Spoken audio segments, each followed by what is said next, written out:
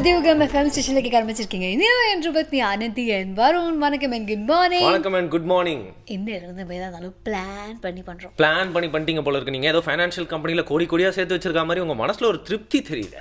ஆமா, அப்படி நம்ம பிளான் பண்ணலாம் தெரு கோடிக்கு வந்துருவோம்னு சொன்னாங்க. அதனால வந்து பிளான் பண்ணலாம்னு பிளான் பிளான் பண்ணிட்டீங்க, நல்லா தெரியுது. சரி, ஃபைனான்ஷியல் பிளானர் ஏதோ மீட் பண்ணி பிளான் பண்ணிருக்கீங்க அப்படின்னு பேசிக்கிட்டாங்க. அதனால ஃபைனான்ஷியல் பிளானர், அதனால ஃபைனான்ஷியல் பிளானிங். நான் பிளான் பண்ணிட்டேன், மீட் பண்ணிட்டேன்னு பேசிட்டு இருக்கேன். அப்படிலாம் கிடையாது. பிளான் பண்ண போறோம், மீட் பண்ண போறோம். ஸோ இந்த ஃபினான்ஷியல் பிளானிங் அவேர்னஸ் வீக்ல என்ன பண்ண போறோம் அப்படின்னா, நம்ம கூட வந்து ஃபினான்ஷியல் பிளான் வந்து பேச போறோம். ஓகேவா?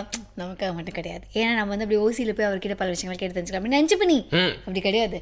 எல்லாருக்குமே வந்து யூஸ் பண்ற மாதிரி, லைக் எல்லாருமே வந்து அவங்களுக்கு மைண்ட்ல ஏறுற மாதிரி, அவங்களுக்கு வந்து ஃபினான்ஷியல் பிளானிங் பத்தி எந்த அளவுக்கு அவங்க நாலேஜ் கிடைக்குமோ அந்த அளவுக்கு பல விஷயங்களை அவர் ஷேர் பண்ண போறாரு. நம்ம தான் ஒரு பொதுநலவாதிகள், எல்லாருக்கும் தெரியுமே. காலையில எந்திரிச்சு நல்ல ட்ரெஸ்லாம் போட்டு மேக்கப் போட்டு நிறைய பேருக்கு நல்ல விஷயங்கள் சொல்றதுதான் நம்மளோட வேலை. ஆமா, இதை நீ அடிக்கடி ரிப்பீட் பண்ணுவேன். இன்னைக்கு நிறைய இடத்துல ரிப்பீட் பண்ண வேண்டியது இருக்கலாம். எனிவேஸ், ஆனால் அது எல்லாத்துக்குமே முன்னாடி நம்ம நல்ல விஷயம் ஆரம்பிச்சா எல்லையே கிடையாது. ஃபர்ஸ்ட் என்ன பண்ண போறோம்? ஐயோ, எல்லாம் இல்லைன்னு சொல்றாதீங்க. பாவம், அவங்க பிரேக்காக வெயிட் பண்ணிட்டு இருக்கலாம்.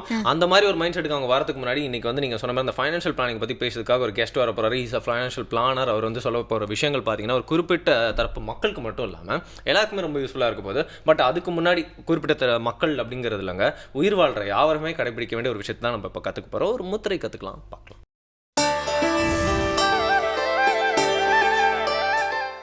வணக்கம். நலம்பெறும் முத்திரைகள் மற்றும் விரல்களை மருத்துவர் வரிசையில் இன்றைக்கி நம்ம பார்க்க போகிறது வந்து பல் ஈறுகளுக்கான ஒரு தீர்வு. இந்த பல் ஈறுகள் பார்த்திங்கன்னா சில சமயம் நமக்கு கொலன்னு இருக்கும், ஒரு மாதிரி வளவளப்போடு இருக்கும், இறுக்கம் இல்லாமல் இருக்கும். அந்த மாதிரி இருக்கக்கூடிய சூழ்நிலையில் பற்கள் உறுதி இல்லாத தன்மையாக ஆயிரும். அதை சரி பண்ணிக்கிறதுக்கு நம்மக்கிட்ட இந்த 3 முத்திரைகளையும் வரிசையாக நம்ம செய்யணும். ஒரு சின்ன மூலிகை தீர்வும் நம்ம பார்க்க போகிறோம்.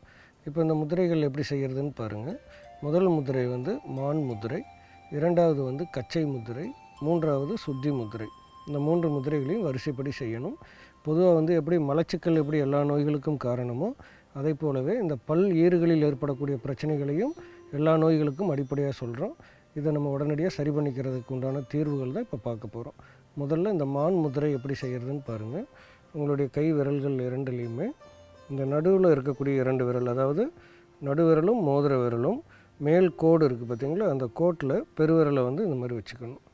2 கைகளிலுமே இப்படி செய்யணும். இது வந்து பார்த்திங்கன்னா நிழல் பார்த்திங்கன்னா ஒரு மான் மாதிரியே இருக்கும். இந்த முத்திரைக்கு பேர் மான் முத்திரை. 2 கைகளிலும் செய்யணும். இரண்டாவது முத்திரை வந்து கச்சை முத்திரை. இடது கையினுடைய மோதிர விரலை மடித்து இப்படி உள்ளங்கையில் தொடணும். வலது கையினுடைய பெருவிரலை கொண்டு வந்து அந்த மடித்த விரல்கள் மேல் இப்படி வச்சுக்கணும். இடது கையினுடைய சுண்டு விரல் வந்து வலது கையினுடைய இந்த பெருவிரல் அடிப்பாகத்தில் இப்படி வரணும். நல்லா கவனமாக பாருங்கள், இந்த மாதிரி இருக்கணும். இப்போ இடது கையினுடைய பெருவிரல் வந்து இந்த 2 விரல்களையும் இப்படி தொட்டுட்டு இப்படி இருக்கணும். இந்த முத்திரைக்கு பேர் வந்து கச்சை முத்திரை. இப்போ அழுத்தம் கொடுப்பது அப்படின்றது இடது உள்ளங்கையில் நம்ம இந்த 2 விரல்களையும் சேர்த்து ஒரு அழுத்தம் கொடுக்க வேண்டும். இது இரண்டாவதாக செய்யக்கூடிய முத்திரை. மூன்றாவதாக செய்யக்கூடிய முத்திரை வந்து சுத்தி முத்திரை. உங்களுடைய மோதிர விரலினுடைய பக்கவாட்டில் பெருவிரல் வச்சு அப்படி தொடணும். தொட்டிங்கன்னா ஒரு துடிப்பு தெரியும். 2 கைகளிலும் செய்யணும். இந்த முத்திரைக்கு பேர் சுத்தி முத்திரைன்னு பேர். மறுபடியும் பாருங்கள். முதல் முத்திரை வந்து மான் முத்திரை, இரண்டாவது முத்திரை கச்சை முத்திரை, மூன்றாவது முத்திரை சுத்தி முத்திரை. இப்படி 3 முத்திரைகளையுமே வரிசைப்படி ஒன்றன் பின் ஒன்றாக செய்ய வேண்டும். பொதுவாக இந்த மாதிரி நமக்கு பல் ஈறுகளில் பிரச்சனை வந்துச்சு அப்படின்னா 2 விதமான இலைகளை நம்ம ஞாபகம் வச்சுக்கணும். அதாவது ஒன்று வந்து மா இலை, இரண்டாவது கொய்யா இலை. இந்த 2 இலைகளில் ஏதாவது ஒரு இலையை வந்து ஒரு 4 இலைகளை கொழுந்தாக பறித்து வாயில் போட்டு நல்லா மென்று உமிழ்நீரை வந்து அப்படியே நல்லா எல்லா பக்கமும் பரவ விட்டுட்டு ஒரு 5 நிமிடம் கொப்பளித்து அப்படி துப்பிட்டு கைகளில் இறுக்கமாக அதை வந்து தடவி விட வேண்டும். அந்த பல் ஈறுகளை வந்து மசாஜ் செய்கிறது அப்படின்னு சொல்லுவாங்க. இதை நம்ம தொடர்ந்து செஞ்சுட்டு வந்தோம்னா பல் ஈறுகள் வந்து உறுதியாக இருக்கும். பல் ஈறுகள் கெட்டியாக இருந்துச்சுன்னா பற்களும் வந்து ஆரோக்கியமாக இருக்கும். அதனால தான் நம்ம வீட்டில் வந்து முன்னாடி பார்த்திங்கன்னா மாவிலை தோரணம் கட்டுறது அப்படின்னு சொல்லுவாங்க. அதாவது வீட்டுக்கு முன்னாடி அப்படின்றது வாயிற்படி, உடம்புக்கு முன்னாடி அப்படின்றது நம்மளுக்கு எந்த உணவு எந்த வழியாக நம்ம எடுத்துக்கிறோம் அப்படின்னா வாய் மூலமாக தான் எடுத்துக்கிறோம். அதில் இருக்கக்கூடிய பற்கள் உறுதியாக இருக்கணும் அப்படின்னா மாவிலை முக்கியமானது. அதற்கு சரிசமமான பலன்களை தரக்கூடியது கொய்யா இலையும். ஏதாவது ஒன்றை வந்து நம்ம பயன்படுத்தலாம். நல்ல பல தகவல்களை தெரிந்து கொண்டோம். நலம் பெற வாழ்த்துகிறேன். மீண்டும் சந்திப்போம். நன்றி. யா என்னதான் நாங்கள் காசை பற்றி பேசினாலும் முத்திரை கற்றுக்கிறப்போ முத்திரையில் தான் ஃபுல் கான்சன்ட்ரேஷன் பண்ணோம் இல்லையா? அப்போ காசை பற்றி பேசும்போது காசில் தான் ஃபுல் கான்சன்ட்ரேஷன் பண்ணோம். அடுத்தவங்களோட காசை பற்றி பேசும்போது அப்பயும் காசில் தான் ஃபுல் கான்சன்ட்ரேஷன். அப்படிலாம் கிடையாது. நீ வந்து ஃபினான்ஷியல் பிளானிங்கையும் நீ வந்து முத்திரை எல்லாத்தையும் வந்து எல்லாத்தையும் ஒன்றுக்கு கூட பார்க்குற. அது எல்லாமே தனித்தனி, அதெல்லாம் தனித்தனியாக டீல் பண்ணணுமா? ஓகே, காசு தனி, மனசுக்குள்ள இருக்க பீஸ் தனிங்கிறீங்களா நீங்கள்? இது நல்லா இல்லை, இந்த பீஸ் எனக்கு பிடிக்கல. ஸோ அதனால ஒரு பிரேக் ஆகுமா நீ வந்து கொஞ்சம் ரெஃப்ரெஷ்லாம் ஆகிட்டு வந்து நல்லா செம்மையாக சொல்லணும். ஓகேவா? நீங்கள் சொன்ன அந்த விஷயங்கள் ஏதாவது பேசினீங்க தெரியுமா? நீங்கள் ரெஃப்ரெஷ் ஆகிட்டு வாங்க கூட நான் சொல்லியிருந்தேன். என்னென்னு பார்த்தீங்கன்னா இப்போ அடுத்த வந்து நேச்சுரலான விஷயங்கள்லாம் பேசும்போது நீங்கள் அப்படி ரெஃப்ரெஷ் ஆகிறதுக்கான வாய்ப்புகள் இருக்கா உங்களுக்கு? என்னது நேச்சுரலான விஷயங்களா? நேச்சுரலான விஷயங்கள் தான் நான் பேச போகிறேன். ஏதோ ஒன்றுங்க, நேச்சுரலோ அதை வந்து யாரும் சொல்ல போகிறா? ஓகே, நம்ம நேச்சுரல் பற்றி நம்ம டாக்டர் நிவேதா வந்து பேச போகிறாங்க. ஆஸ் யூஷுவல் அவங்க வந்து ஏதாவது ஒரு விஷயம் நமக்கு தெரியாத விஷயத்தை வந்து ரொம்ப அழகாக சொல்ல போகிறாங்க. ஒரு கிறிஸ்டல் கிளியர் வாட்டர் மாதிரி ரொம்ப சிம்பிளாக இருக்கும் புரிஞ்சுக்கிறதுக்கு. பார்க்கலாம், நம்ம லைஃப்பில் அப்ளை பண்ணலாம்.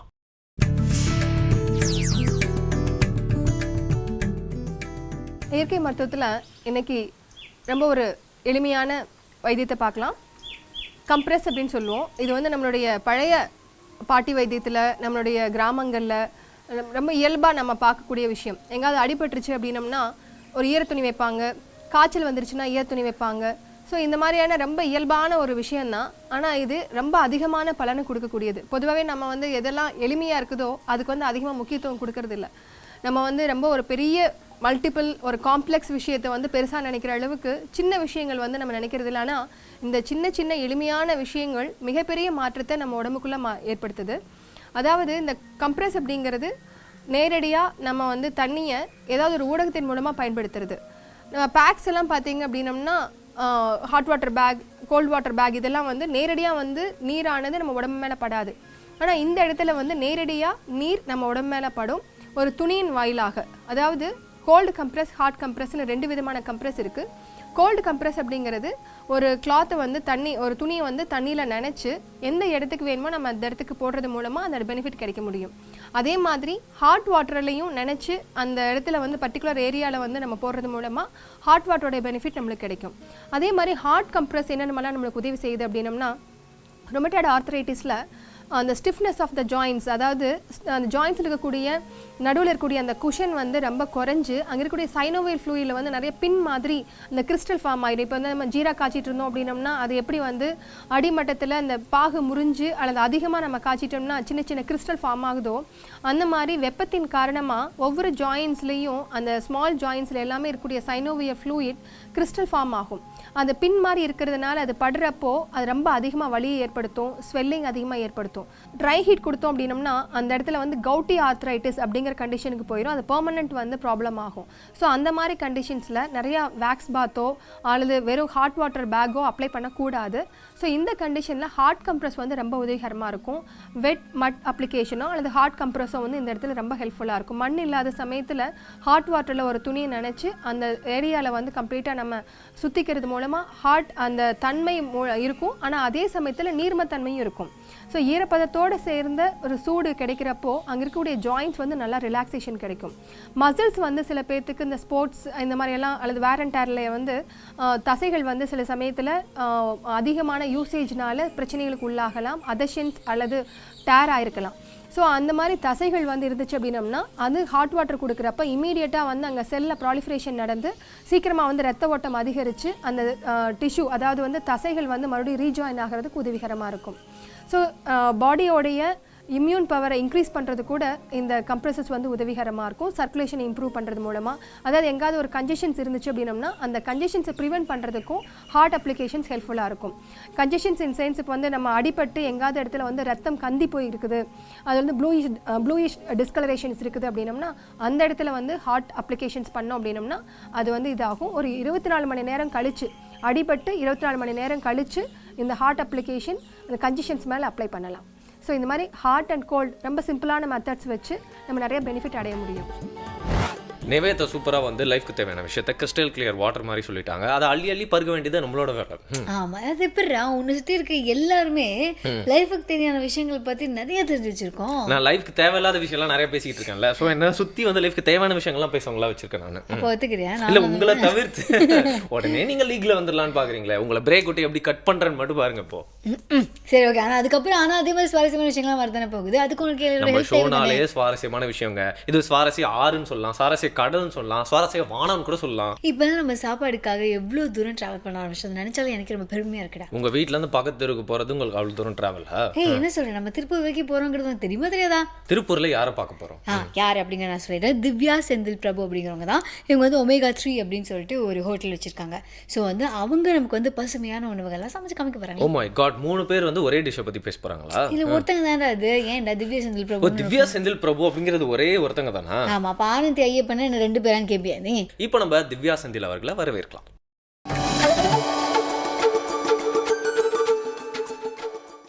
அனைவருக்கும் வணக்கம். இன்று பசுமை உணவுகள் நிகழ்ச்சியில் நம்ம பார்க்க போகிற உணவு வந்து ரொம்ப ஆரோக்கியமான மிக சுலபமான உணவு வகை தான்.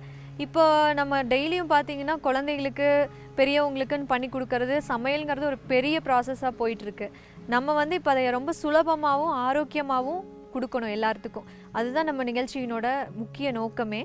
இப்போது தினம் தினம் பார்த்திங்கன்னா நம்ம மேலை நாட்டு கலாச்சாரத்தின்படி தான் வாழ்ந்துட்டுருக்கோம். நூடுல்ஸு, பாஸ்தா இப்படி தான் டெய்லியும் நம்ம சாப்பிட்ருக்கோம். ஆனால் அதை விட ரொம்ப ஹெல்த்தியான உணவு, சீக்கிரமாக சமைக்கக்கூடிய உணவு நம்மளோட கலாச்சாரத்திலே கலந்துருக்கு. ஆனால் வந்து அதை நம்ம இப்போ மறந்துட்டோம். அதை ஜஸ்ட் உங்களுக்கு எல்லாத்துக்கும் ஒரு ஞாபகப்படுத்தி காமிக்கிறதுக்காக தான் நாங்கள் இந்த நிகழ்ச்சியை வந்து பண்ணிகிட்ருக்கோம். இன்றைக்கி நாம் பார்க்க போகிற ஆரோக்கியமான உணவு வகை என்னன்னு பார்த்திங்கன்னா மல்லி அவல். அதற்கு தேவையான பொருட்கள்: அவல், மஞ்சள் தூள், மல்லி, வேர்க்கடலை, எலுமிச்சை சாறு, குறுமிளகு, உப்பு. இப்போது இந்த மல்லி அவல் நம்ம எப்படி செய்யலாம் அப்படிங்கிறத இப்போ பார்க்கலாம். இந்த அவல் வந்து நம்ம 1 மணி நேரத்துக்கு முன்னதாகவே ஊற வச்சு வடித்து வச்சுருக்கோம். தண்ணி இல்லாமல் வடிச்சிடணும். தண்ணி இருந்துச்சுன்னா அதோட டேஸ்ட் கண்டிப்பாக மாறிடும். ஸோ இப்போ இதில் வந்து அவல் போட்டுக்கிறேன். தென் எலுமிச்சை சாறு. இந்த எலுமிச்சை சாறுலேயே வந்து நீங்கள் உப்பு, குறுமிளகுத்தூள், மஞ்சத்தூள் 3ஐயும் ஒட்டுக்கா போட்டு கலக்கிடணும். இல்லாட்டி தனித்தனியாக போட்டிங்கன்னா அங்கங்கே அது கலங்காமல் டேஸ்ட் மாறிடும். இப்போ லெமனில் நான் உப்பை ஆட் பண்ணிக்கிறேன் இதில். தென் குறுமிளகு. மெயினாக பச்சை மிளகாய் யூஸ் பண்ணுறதுக்கு பதிலாக நம்மளோட பாரம்பரியமான குறுமிளகு யூஸ் பண்ணுறதே வந்து ரொம்ப நல்லது. பச்சை மிளகா பார்த்திங்கன்னா அல்சர் இருக்கவங்க சாப்பிட முடியாது, குழந்தைங்க சாப்பிட்டாங்கன்னா ரொம்ப காரம் பிடிக்கும். இதே வந்து குறுமிளகு நம்ம ஆட் பண்ணிட்டோம்னா அதோட மருத்துவ குணம் வந்து நிறையாவே இருக்குது. குழந்தைங்களுக்கு சளி இருந்தால் நீங்கள் வந்து பாலில் கலக்கி கொடுத்தீங்கன்னா குடிக்க மாட்டாங்க. ஆனால் நம்ம வந்து கொஞ்சம் கொஞ்சமாக இந்த மாதிரி உணவுகளில் வந்து ஆட் பண்ணிக்கலாம். இப்போ இந்த 3ம் கலந்த இந்த சாறை வந்து நான் இந்த அவலில் வந்து ஊற்றுறேன். அப்புறம் வேர்க்கடலை. இதில் வந்து பார்த்திங்கன்னா புரதச்சத்து ரொம்ப அதிகமாக இருக்குது. குழந்தைங்க வந்து விரும்பி சாப்பிடுவாங்க. இப்போ நீங்கள் எந்த ஒரு உணவு சாப்பிடும்போதோ அதில் வந்து பல்லில் கடிப்படுற மாதிரி இருந்துச்சுன்னு வச்சுக்கோங்களேன், அதை வந்து நம்ம இன்னும் நிறையா சாப்பிடுவோம். இப்போ உதாரணத்துக்கு ஒரு அடையே சாப்பிட்றோன்னா அதில் கடலப்பருப்பு இருந்ததுன்னு வைங்க, அந்த பார்ட்டை மட்டும் தனியாக எடுத்து சாப்பிடுவோம். ஜஸ்ட் ஒரு என்ஜாய் பண்ணி சாப்பிட்றதுக்காக ஆட் பண்ணிக்கிறோன்னு வச்சுக்கோங்க. இப்போ இதில் வந்து வேர்க்கடலை ஆட் பண்ணுறேன். இது வந்து வறுத்த வேர்க்கடலை கடைகளில் கிடைக்கிது இல்லைங்களா, அதையவே வந்து நீங்கள் தோல் மட்டும் நீக்கி யூஸ் பண்ணிக்கலாம். தென் வந்து கொத்தமல்லி. இதை வந்து நல்லா வந்து கலக்கணும். இது வந்து சிம்பிளாக செய்யக்கூடிய ரெசிபி தான். இப்போ இதை வந்து நம்ம குழந்தைங்க ஸ்கூல்லேருந்து வராங்க, ஸ்நாக்ஸ் ரெடி பண்ணி கொடுக்கணும். இந்த மாதிரி இருக்குன்னா நீங்கள் அவல், பொட்டுக்கடலை, நெடக்கடலை இந்த மாதிரி ஹெல்த்தியாக கொடுத்தீங்கனாலே வந்து அவங்களுக்கு போதும். ஆனால் வந்து ஸ்கூல்லேருந்து வரையிலே கேட்டு வருவாங்க, அம்மா எனக்கு நூடுல்ஸ் பண்ணி கொடுங்க அப்படின்னு சொல்லிட்டு. ஆனால் நூடுல்ஸு, பிஸ்கட்டு இதெல்லாமே வந்து மேக்ஸிமம் குழந்தைங்களுக்கு கொடுக்கறதுலேருந்து தவிர்த்தரணும். ஏன்னா அது வந்து ஆரோக்கியமான உணவே கிடையாது. நம்மளோட பாரம்பரிய உணவு வகைகள்லையே ஏராளமான உணவு வகைகள் இருக்குது. நம்ம அதையவே உபயோகப்படுத்தி ஊட்டச்சத்து நிறைந்த இந்த மாதிரி உணவு வகைகளை வந்து நம்ம குழந்தைகளுக்கு கொடுக்கலாம். இப்போ நம்ம மல்லி அவல் வந்து தயாராகிடுச்சு. இப்போ இதை வந்து இதில் மாற்றிக்கலாம். நம்ம வந்து இதை காலை உணவாகவே வந்து எடுத்துக்கலாம். ரொம்ப ரொம்ப ஊட்டச்சத்து நிறைந்த உணவு. இதில் பார்த்திங்கன்னா வந்து இரும்புச்சத்து அதிகமாக இருக்குது அவலில். மேக்ஸிமம் பார்த்திங்கன்னா நார்த் இண்டியன்ஸ் எல்லாமே வந்து காலை சிற்றுண்டியில் வந்து கண்டிப்பாக அவல் வந்து யூஸ் பண்ணுவாங்க. அதாவது இந்த மாதிரி வந்து ஊற வச்சு தாளித்து யூஸ் பண்ணுவாங்க. இல்லாட்டி ஒரு இனிப்பு ஏதாவது ஒரு லட்டு வகைகள்லாம் அந்த மாதிரி ஏதோ ஒரு இதில் வந்து கண்டிப்பாக யூஸ் பண்ணிடுவாங்க. இது வந்து ரொம்பவே வந்து ஆரோக்கியமான சுலபமாக செய்யக்கூடிய உணவு வகை. இன்றைக்கி நம்ம மல்லி அவல் பார்த்துருக்கோம். மீண்டும் நாளை வேறொரு ஆரோக்கியமான உணவு வகையுடன் உங்களை சந்திக்கிறேன். நன்றி, வணக்கம். இந்த மல்லி அவல் அப்படிங்கிற இந்த சாஃப்டான அழகான விஷயத்த செய்யறதுக்கே பேரே எவ்வளோ சூப்பராக இருக்கு இல்லையா?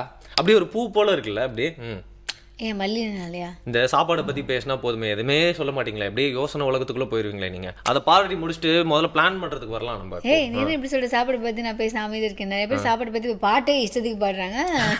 ஆனால் நீங்கள் வந்து பார்த்தீங்கன்னா இன்றைக்கி நம்ம ஃபைனான்ஷியல் பிளானிங்கில் கான்சென்ட்ரேட் பண்ண வேண்டியிருக்கு அப்படிங்கிறதுனால உங்களுக்கு ஒரு பிரேக் வேணா விடுறேன். ஆமாம், ஒரு பிரேக் வேணா விடுறேன். ஒரு குயிக் பைட் பட்டன் போய் எடுத்துட்டு வாங்க. அதுக்கப்புறம் நம்ம ஃபுல் அண்ட் ஃபுல் இதிலே கான்சென்ட்ரேட் பண்ணி ஃபைனான்ஷியல் பிளானிங்னா என்ன தெரிஞ்சுப்போம். நீ ஆனால் ஒரு பைட்டும் நீ வாங்க மாட்டேன். இல்லை, நீங்கள் வாங்கிட்டு வந்துருங்க, நான் இங்கே உட்காந்து. எனக்கு வந்து ஃபினான்ஷியல் பிளானிங் வீக் பற்றி பிளானிங் பற்றி பல விஷயங்களா பேச போகிறோம். இந்த பிளான் பண்ணணும் அப்படிங்கிறதுல மெயினான விஷயம் இந்த ஃபினான்ஷியல் பிளானிங் அப்படின்னு சொல்லலாம். ஏன்னா எல்லாருமே மாத கடைசியில் வருத்தப்படுற ஒரு விஷயம் வந்து எப்போவுமே ஃபினான்ஸ் தான். வாழ்க்கையில் கடைசியில் கூட வந்து நம்ம பின்னாடி செஞ்சு தப்பெல்லாம் எக்ஸ்பீரியன்ஸ் அப்படி சொல்லி எல்லாம் எடுத்துப்பாங்க. ஆனால் அந்த ஃபினான்ஷியல் பிளானிங் அப்படிங்கிற மட்டும் கொஞ்சம் தப்பாயிருச்சு அப்படின்னா என்றைக்குமே அது ஒரு எக்ஸ்பீரியன்ஸ் அப்படின்ற மட்டும் எடுத்துக்க முடியாது. நம்ம பிளானை கொஞ்சம் கரெக்டாக மாற்றிக்கணும், கொஞ்சம் எதுக்கும் பிளான் பண்ணி செய்யணுன்ற மீனிங் அப்போ தான் புரியும்னு சொல்லலாம் இல்லையா? எஸ், அந்த மாதிரி நம்ம பிளான் பண்ணி பண்ணுறதுக்கான எல்லா டிப்ஸும் கொடுக்கறதுக்காக தான் இன்றைக்கி நம்மளோட ஃபினான்ஷியல் பிளானர் வாசுதேவன் அவர்கள் வந்திருக்காங்க. வணக்கம். Thank you so much for coming. So அதனால தான் பார்த்தீங்கன்னா ரொம்ப இன்டெலிஜென்ட்டான, எல்லாருமே தெரிஞ்சுக்க வேண்டிய, அதுவும் வந்து ரொம்ப கொஞ்சம் கஷ்டமான ஒரு கேள்வி அப்படின்னே சொல்லலாம். ஃபினான்ஷியல் பிளானிங்னா என்ன? ஓகே, வருண் கிட்ட வேறு என்ன மாதிரி கேள்வி எதிர்பார்க்கலாம்? கஷ்டமான கேள்விகள் தான் யூஸ்வலாக கேட்பாரு. நீ உங்கள் கேள்விக்கு பதில் சொல்கிறதுக்கு முன்னாடி ஒரு சின்ன கதையை சொல்கிறேன். ஒரு ஊரில் வந்து ராம், சுக்ராம் அப்படின்னு 2 ஃப்ரெண்ட்ஸ் இருந்தாங்க. 2 பேரும் ஒரே கம்பெனியில் வேலை பண்ணியிருந்தாங்க. ஒரே மாதிரி ஃபேமிலி ப்ரொஃபைல், ஒரே மாதிரி சம்பளம். பட் 2 பேரோடைய பிஹேவியர் வந்து கொஞ்சம் டிஃப்ரெண்ட்டாக இருந்தது. ராம் என்ன பண்ணுவார்னு பார்த்தீங்களா, என்ன பணம் வந்ததுனாலும் என்ன தேவையோ அதை உடனே செலவழிச்சிடுவார், ஃப்யூச்சரை பற்றி யோசிக்க மாட்டார். ஆனால் சுக்ராம் என்ன பண்ணார்னு பார்த்தீங்கன்னா, அவருக்கு தேவையான எமர்ஜென்சி ஃபண்ட், அவருக்கு தேவையான இன்சூரன்ஸ், அவருக்கு பசங்களுக்கு தேவையான படிப்புக்கு எவ்வளோ தேவை, அப்புறம் பொண்ணு கல்யாணத்துக்கு எவ்வளோ தேவை, அப்புறமா அவரோட ரிட்டையர்மெண்ட்டுக்கு எவ்வளோ தேவை, இந்த மாதிரி விஷயங்கள்லாம் பிளான் பண்ணி சின்ன வயசுலேருந்தே கொஞ்சம் கொஞ்சம் சிறுக சிறுக சேர்த்துன்னு வந்தார். இப்போது சுக்ராம் வந்து ராம் திடீர்னு கார் வாங்குவார், திடீர்னு ஒரு ஃபாரின் டூர் போவார். பட் சுக்ராம் பார்த்திங்கன்னா பைக்கில் போயின்னு இருப்பார், பெரிய பெரிய ஹாலிடேஸ்லாம் எடுக்காமல் இருந்தார். பட் அந்த பணத்தெல்லாம் வந்து அவர் சேர்த்துருந்தார். இவர் எப்படி பண்ணியிருந்தாருன்னு பார்த்திங்கன்னா, பணம் இருக்காது, இருந்தாலும் கடன் வாங்கி ஃபாரின் டூர் போவார், கடன் வாங்கி கார் வாங்குவார், இந்த மாதிரி பண்ணியிருந்தார். இப்போது போக போக போக பார்த்திங்கன்னா இந்த டெட் ப்ரெஷரில் ராம் என்ன ஆனாருன்னா கிரெடிட் கார்டு நிறைய யூஸ் பண்ணார். இன்ஃபேக்ட் சுக்ராம் கிட்டேயே சில சமயங்கள் வந்து பணம் கேட்குற அளவுக்கு வந்தார். கடைசியில் இந்த கதை எப்படி முடியும்னு நான் உங்களை கேட்குறேன். நான் சொல்ல போகிறதில்ல, நீங்கள் சொல்லுங்கள். யார் பெட்டர் லைஃபாக லீட் பண்ணியிருப்பாங்கன்னு நினைக்கிறீங்க, ராமா, சுக்ராமா? ஓகே, ஃபாரின் ட்ரிப் போகாதவர், பைக்கில் போனவர், ராமுக்கு கடன் கொடுத்தவர் தான் என்றைக்குமே வந்து ரொம்ப பீஸ்ஃபுல்லான செட்டில்டான லைஃப் மட்டும் வாழ்ந்துட்டு இருப்பார். சுக்ராம் அவரை தானே சொல்கிறீங்க? அவர் தான் சுகமாக இருந்திருப்பார். சுக்ராம் என்ன பண்ணார்னா ஃபினான்ஷியல் பிளானிங் பண்ணார். ராம் என்ன பண்ணலன்னா ஃபினான்ஷியல் பிளானிங் பண்ணல. இதுதான் ஃபினான்ஷியல் பிளானிங். இதை பற்றி இன்னும் டீட்டெயிலாக நீங்கள் கேட்க நான் உங்களுக்கு பதில் சொல்லியிருக்கேன். ஓகே, ஸோ ஃபினான்ஷியல் பிளானிங் அப்படின்னாலே எல்லாம் எடுத்துக்கிறாங்க, ஒரு ஹை ப்ரொஃபைலான இன்கம் இருந்தால் தான், இல்லை பெரிய பெரிய பிஸ்னஸ் பண்ணுறவங்க தான் இது மாதிரி ஃபினான்ஷியல் பிளானிங் எடுத்துக்கணும் அப்படின்னு சொல்லிட்டு. பட் இதுக்கு நிறைய வித்தியாசம் இருக்குது அப்படின்னு சொல்லலாம் இல்லையா? எல்லாரோட லைஃப்லையும் ஒரு லெவலுக்கான ஃபினான்ஷியல் பிளானிங் இருந்தால் தான் வந்து கரெக்டாக இருக்கும்னு சொல்லலாம் இல்லையா? ஆமாம், அதான் இப்படியும் சொல்லுவாங்க. இந்த 1000 ரூபாய் வாங்குறவனும் சம்பாதிக்கிறாங்க, செலவு பண்ணிக்கிறாங்க. 1 லட்ச ரூபாய் வாங்குறவங்களும் அதே அளவுக்கு செலவு பண்ணுறாங்களோ இல்லையோ, ஆனால் வந்து அதே அளவுக்கு சேமிக்கிறவங்களும் இருப்பாங்க. அதாவது 1000 ரூபாய் சம்பாதிக்கிறவங்க 200 ரூபாய் சேவ் பண்ணாங்கன்னா இவர் ஒரு 200 ரூபாய் கரெக்டாக சேவ் பண்ணுற மாதிரிலாம் கூட ஆள் பார்த்துருக்கோம். ஆனால் இப்போ வந்து இந்த ஃபினான்ஷியல் பிளானிங் அப்படின்னு வரும்போது எக்ஸ்பென்சஸ் அதை வந்து மேனேஜ் பண்ணி பண்ணுறது அப்படிங்கிறது ஒரு பக்கம் இருந்தாலும், இன்னொரு பக்கம் வந்து இன்வெஸ்ட்மெண்ட் அப்படிங்கிறதுல எல்லாருமே ஒரு பெரிய கவனம் செலுத்துவாங்க. ஸோ இந்த ஃபினான்ஷியல் பிளானிங்க்கும் இந்த இன்வெஸ்ட்மெண்ட்டுக்கும் என்ன சம்மந்தம், என்ன வித்தியாசம் சொல்லுங்கள். Very good. Financial planning correct. நீங்கள் கேட்ட மாதிரி நிறைய பேர் என்ன நினச்சிக்கிறாங்க, இன்வெஸ்ட்மெண்ட்டும் ஃபினான்ஷியல் பிளானிங்கும் ஒன்று அப்படின்னு நினச்சிக்கிறாங்க. அது கிடையாது. Financial planning includes investment. இப்போ ஃபினான்ஷியல் பிளானிங்கை பிரிச்சிங்கன்னு வச்சுக்கோங்களேன், அதை எப்படி பிரிக்கலாம்னா tax planning, investment planning, insurance planning, retirement planning and estate planning. இந்த மாதிரி it is a comprehensive package. அதில் ஒரு அங்கம் தான் இன்வெஸ்ட்மெண்ட் பிளானிங். ஸோ நான் வந்து இன்வெஸ்ட் பண்ணிட்டேனே, நான் ஃபினான்ஷியல் பிளான் பண்ணிட்டேன் அப்படின்னு யோசிக்கிறது தப்பு. இன்வெஸ்ட்மெண்ட்டில் வராத விஷயங்கள் என்னன்னு பார்த்தீங்கன்னா, இன்சூரன்ஸ் வராது. முக்கியமாக இன்வெஸ்ட்மெண்ட்னால் என்கிட்ட கொஞ்சம் சர்ப்ளஸ் பணம் இருக்குது, அதை போய் இன்வெஸ்ட் பண்ணுறேன், அது இன்வெஸ்ட்மெண்ட். ஏன் இன்வெஸ்ட் பண்ணுற, எதுக்காக இன்வெஸ்ட் பண்ணுற, எவ்வளோ நாள் நீ அந்த இன்வெஸ்ட்மெண்ட்டை ஹோல்ட் பண்ணணும், எந்த மாதிரி அசெட் கிளாஸில் இன்வெஸ்ட் பண்ணுற அப்படின்றது ஃபினான்ஷியல் பிளானிங். இது இன்வெஸ்ட்மெண்ட்டில் வராத சில விஷயங்கள் நான் சொன்ன மாதிரி இன்சூரன்ஸ், எமர்ஜென்சி ஃபண்ட், இதெல்லாம் இன்வெஸ்ட்மெண்ட்டில் வராது. பட் இதெல்லாம் சேர்ந்து வருது தான் ஃபினான்ஷியல் பிளானிங். பட் ஒரு ஃபினான்ஷியல் பிளானர் அப்படின்னு ஒருத்தர் இருக்கார் அப்படின்னா எல்லா பிளானும் அதுக்குண்டான பேஸ் அதுக்குண்டான தேவை அப்படிங்கிறது ஒரே மாதிரி இருக்கும் அப்படிங்கிறது அவசியம் இல்லை. ஏன்னா ஒரே குடும்பத்துக்கே மாதம் அவங்களோட தேவை அண்ட் பிளான்ஸ்லாம் மாற வேண்டிய ஒரு அவசியம் இருக்குது. ஸோ ஆஸ் அ பிளானர் அந்த ஃபேமிலிக்கு வந்து ஒரு ஃபினான்ஷியல் பிளானிங் பண்ணுறாருனா எந்தெந்த விஷயங்கள்லாம் மனசில் வச்சுக்கணும், எந்தெந்த விஷயங்கள்லாம் பண்ணக்கூடாது ஸ்டார்டிங்கில் அப்படின்னு சொல்லுங்கள். Very good. அதாவது டிப்பிக்கலி நீங்கள் ஃபேமிலின்னு சொல்லிட்டீங்க, அது ஒரு நல்ல விஷயம். ஏன்னா ஃபினான்ஷியல் பிளானிங் என்னோடய எக்ஸ்பீரியன்ஸில் ஆரம்பிக்கிறதே யாருன்னு பார்த்தீங்கன்னா ஃபேமிலி பீப்புள். ஒரு கல்யாணம் ஆகி குழந்தைங்க ஸ்கூல் போகிற சமயத்தில் தான் அந்த மணி அடிக்கிறது மக்களுக்கு. அப்போ தான் அந்த ஒரு பயம் வருது, அடடா நம்ம இன்னும் ஒன்றும் பண்ணலையே, சேர்க்கலையே, ஃப்யூச்சருக்கு என்ன பண்ண போகிறோன்ற அந்த ஒரு பயம் வரும்போது தான் அவங்க வந்து they are ready to actually take the step forward. So என்ன மாதிரி பண்ணணும் ஒரு ஃபேமிலின்னு எடுத்துட்டிங்கன்னா முதல் முக்கியமான தேவை யார் சம்பாதிக்கிறாங்க, ஹஸ்பண்டா ஒய்ஃபா இல்லை 2 பேரும் சம்பாதிக்கிறாங்களா. ஃபஸ்ட்டு அவங்க பண்ண வேண்டியது அவங்களுக்கு இன்றைக்கி சம்பாதிச்சுருக்காங்க, என்றைக்கு வேணாலும் இன்றைக்கி இருக்கிற சூழ்நிலையில் வேலை போகலாம், இல்லை வேலையை மாற்றலாம், இல்லை வேலைக்கு போக முடியாத ஒரு சுச்சுவேஷன் வரலாம். எமர்ஜென்சி ஃபண்ட், அதாவது இன்கம் ப்ரொடெக்ஷன் ஃபண்டுன்னு சொல்லுவோம் நாங்கள். அந்த எமர்ஜென்சி ஃபண்ட் ஒரு மினிமம் 6 மாதத்துக்காவது எமர்ஜென்சி ஃபண்ட் அவங்கக்கிட்ட இருக்கா, முதல் கேள்வி. அடுத்தது இப்போ ஒரே ஒரு income, single income family, husband தான் ஏர்ன் பண்ணுறாரு இல்லை ஒய்ஃப் தான் ஏர்ன் பண்ணுறான்னு இருக்கும்போது ரிஸ்க் அதிகம். Something happens to the breadwinner if he dies young, what will happen to the family? So அதுக்கு ப்ரொடெக்ஷன் இருக்கா, இன்சூரன்ஸ், லைஃப் இன்சூரன்ஸ், அதை பற்றி பேசுகிறோம். அடுத்தது அவங்களோட கோல்ஸ் என்ன, வேறு என்ன, நான் வந்து வீடு வாங்கணும், நான் வந்து கார் வாங்கணும், என் குழந்தை படிப்புக்கு சேர்க்கணும், குழந்தை கல்யாணத்துக்கு சேர்க்கணும், என்னோடய ரிட்டையர்மெண்ட்டுக்கு நான் யார்கிட்டையும் கையேந்தி நிற்காமல் டிக்னிட்டியோடு நான் ரிட்டையர் ஆகணும் அப்படின்னு சொல்லும்போது அந்த கோல்ஸ், அந்த இலக்குக்கெல்லாம் எவ்வளோ தேவை அப்படின்னு அதை அசர்டைன் பண்ணி இந்த டிஸ்கஷனில் தான் ஆரம்பிக்கிறோம் financial planning for family.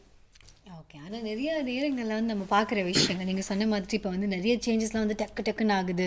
So எதுவுமே நம்ம வந்து எக்ஸ்பெக்ட் பண்ணவே முடியல. இப்போ வந்து வெங்காய விலையிலேருந்து எதுவுமே நம்ம தீர்மானிக்கிறது கிடையாது, நம்ம எக்ஸ்பெக்ட் பண்ணுற விஷயங்களும் கிடையாது. இப்போ நான் வந்து ஃபாரினில் எங்கேயாவது ஒரு இடத்துல அங்கே வந்து அவங்களுக்கு இந்த மாதிரி எக்கனாமி வந்து ரொம்ப பேட் ஆகி ரொம்ப நல்லா இருந்தவங்களாம் வந்து ஸ்ட்ரீட்ஸ்க்கு வந்துட்டாங்க அப்படின்னு சொல்லும் போது நம்ம வந்து இப்போ எது பிளான் பண்ணால் கூட அது நடக்குமா அப்படிங்கிற அளவுக்கு ஒரு பயம் வந்துடுது. ஸோ ஃபார் எக்ஸாம்பிள் இப்போ நம்ம வந்து சப்போஸ் இப்போ நான் பிளான் பண்ணுறேன் அப்படின்னா அது வந்து டெம்பரரி, இப்போ நான் வாங்குற சம்பளம் இப்போ இருக்கிற வந்து சோஷியல் கண்டிஷன்ஸ் அதுக்கேற்ற மாதிரி தானே பிளான் பண்ண முடியும். பட் வாட் இஃப் நிறைய சேஞ்ச் நடந்தது அப்படின்னா அது எப்படி ஃபேஸ் பண்ணுறதுக்கு நம்ம பிளான் பண்ண முடியும்? Wonderful question. அதாவது நிறைய பேர் என்ன நினச்சிக்கிறாங்க, financial planning is a one time ஆக்டிவிட்டின்னு நினச்சிக்கிறாங்க. நான் இன்றைக்கி ஒரு ஃபினான்ஷியல் பிளானர் மீட் பண்ணுறேன், அவர் வந்து என் கூட டிஸ்கஸ் பண்ணிவிட்டு ஒரு பிளானை கொடுத்துட்றாரு, அதோட அவர் அந்த பக்கம் போயிடுவார், நான் இந்த பக்கம் போயிடுவேன்னு கிடையாது. Financial planning is a continuous process. Yearly review, in fact periodical review. நான் என்னோட கிளைண்ட்ஸுக்கெல்லாம் every 6 months I sit with them and review. So இந்த மாதிரி ரிவ்யூ பண்ணும்போது என்னென்ன சேஞ்சஸ் வருது, திடீர்னு நீங்கள் உங்களுடைய எம்ப்ளாய்மெண்ட் சேஞ்ச் பண்ணலாம், இல்லை சில பேருக்கு எம்ப்ளாய்மெண்ட் போகலாம், இல்லை சில பேர் வீட்டில் வந்து ஒய்ஃப் வேலையை விட்டுட்டு குழந்தைய பார்த்துக்கிறேன்னு சொல்லலாம், இல்லை புதுசாக பிஸ்னஸ் தொடங்கலாம். என்னோட கிளைண்ட்ஸே நிறைய பேர் வந்து இப்போது